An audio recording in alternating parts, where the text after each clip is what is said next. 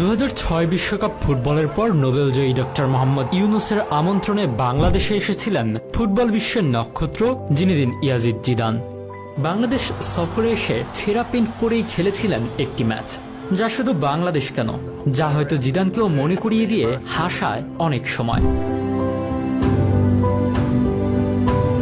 সালটা 2006।